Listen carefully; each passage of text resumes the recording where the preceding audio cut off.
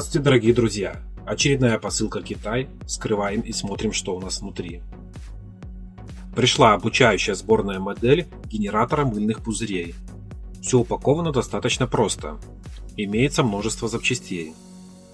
Но самое главное, присутствует инструкция, в которой есть поэтапные картинки по сборке с небольшим описанием. Достаточно все понятно, поэтому приступим к сборке. Для начала разложим все запчасти на стол, для того, чтобы понять, что к чему, и визуально рассмотреть все.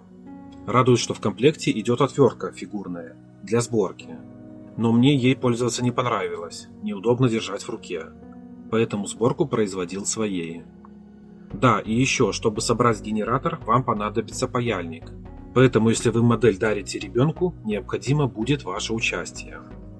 Сборку модели начинаю соответственно с пункта номер 1, и это как раз таки пайка. Необходимо к двум двигателям припаять по 2 провода. Пайка выполнена. Возможно, не так качественно, как бы хотелось, но самое главное крепко. Далее к двум палкам прикручиваем уголки. Затем необходимо собрать вентилятор. Для этого берем один из двигателей. Собранный вентилятор прикручиваю к одной из палок. Готово. Далее беру платформу и устанавливаю на нее отсек, в который буду устанавливать батарейки. Платформа прихватывается двумя болтиками. Прикручиваю другой двигатель к второй палке. Потом пристыковываю мельницу, из которой должны создаваться мыльные пузыри, и прихватываю ее одним болтом. И уже собранную мельницу с двигателем прикручиваю к платформе. Далее необходимо установить вентилятор. Прикручиваем его так, чтобы центр вентилятора приблизительно был посередине кружочка, для того, чтобы был максимальный напор генерации пузырьков. Все провода вывожу под низ платформы. Далее необходимо прикрутить кнопку для включения-отключения генератора. Кнопка на месте. Только не зажимать болты до упора, так как под них будут заводиться концы проводов. С одной стороны заводим один красный провод от отсека для батареек, с другой 2 красных провода от двигателей.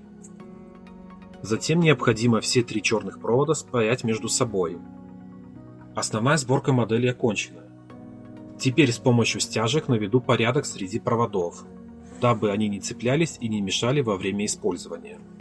Еще в комплекте шло 4 пластмассовые штуковины, и было непонятно, куда их мастить. В инструкции по поводу их ничего не говорилось, но покрутив немного модели в руках, понял, что они устанавливаются снизу платформы для устойчивости, так как без них болты сильно выпирают. Теперь необходимо произвести пробный запуск. Для этого устанавливаю 3 батарейки типа 2А. Все работает. И последний элемент сборки модели – это контейнер, в который необходимо заливать мыльную жидкость. К сожалению, из-за суровых условий доставки и простоты упаковки контейнер потерял форму и выглядит мятым и поломанным по краям. Но все же буду использовать его, так как хочется собрать все компоненты как есть. Контейнер приклеивается к платформе на двухсторонний скотч, который идет в комплекте. И все-таки контейнер, который идет из комплекта, оказался непригодным для использования. Он протекает. Поэтому пришлось сделать новый, из коробки с капсулами для стирки. Размерчиком контейнер получился немного больше, возможно, это и к лучшему. Далее необходимо сделать мыльный раствор. К сожалению, личного опыта по изготовлению раствора не было, поэтому пришлось просить у Гугла. И как оказалось, способов изготовления много. Мне понравился один. Это смесь моющего средства, глицерина и воды. В соотношении 1 часть глицерина, 3 части моющего средства и 6 частей воды.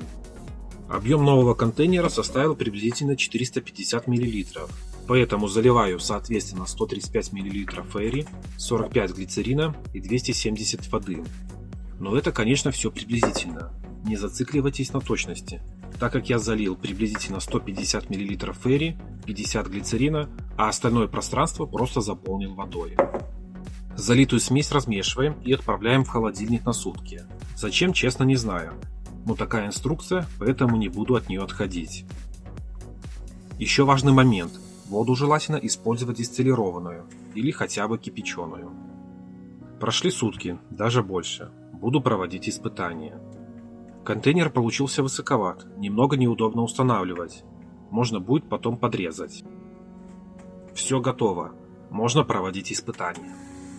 Как видно, выход пузырьков огромный. Нужно пробовать запускать на большем пространстве. Запускаю в комнате. Совсем другое дело. Эта затея по-любому не осталась без внимания моей дочери. Ей очень понравилось.